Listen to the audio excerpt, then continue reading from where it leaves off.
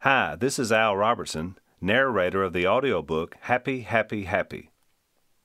The audiobook is sort of the philosophies of my dad, and it really is about his whole sort of character of how he really came to be the man that he became. It tells you a lot about his beginnings, which explains so much as to why he's so passionate about outdoors and hunting and those type things. And it also even taught me a lot from understanding how we grew up the way we did, sort of living off the land and where that process came from. And so Happy, Happy, Happy is it's really the background of the man that you see now and gives so much about that. Of course, a big part of that is his spiritual conversion and how that impacted our lives as well. Well, I thought about this. It's sort of like a kind of a combination of a root canal, maybe a proctology exam, all rolled into one process.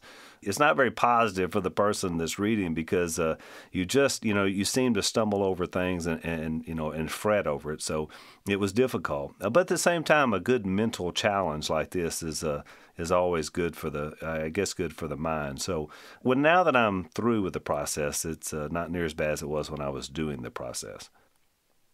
The main reason I narrated the book is because I knew Dad would never do the whole thing. I'm not the most patient of people, but I have a lot more patience than he does. And so I didn't think he could ever get through it, and I think that's probably true. But really, I wanted to do it because when you grow up in a family, there are similar mannerisms. And one of the things that Dad and I share a lot is that we love to go out and speak. We love to, get in front of an audience, and that's just something he and I both share, probably more than any of the other brothers. We actually enjoy that. And so, one of the reasons why I wanted to do that was be able to sort of get his voice out there as I've seen it. And so I thought, if anybody was going to do this book other than him, I was probably the next best choice. So I hope you enjoy that part of it.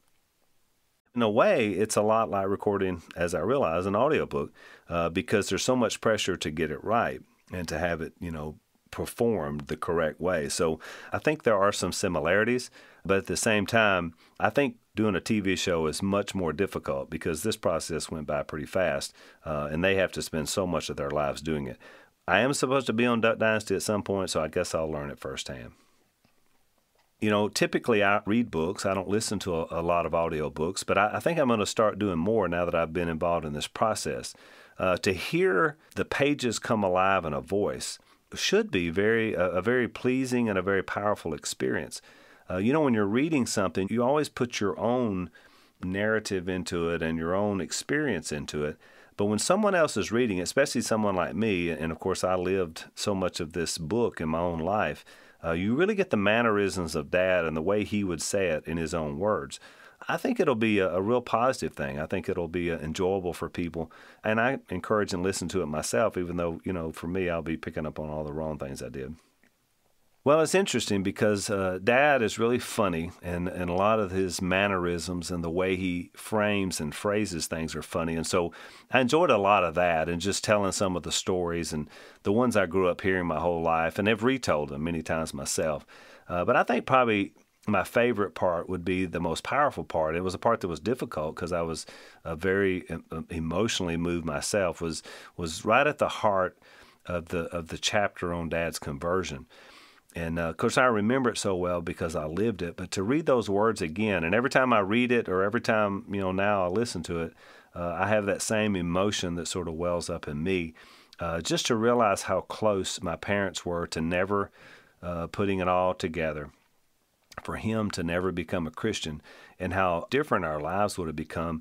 And I was shocked, to know that Mom was so affected, by what was happening, that she would really even think about ending her life. And then to know that we, my brothers and I, and me in particular, made such a big difference in her, hanging on and her deciding that, no, you can't do this. This is a very emotional and powerful thing. So to record that part and reading her words and doing it from her perspective was a very powerful thing for me. So that's a great experience that I take away from this process.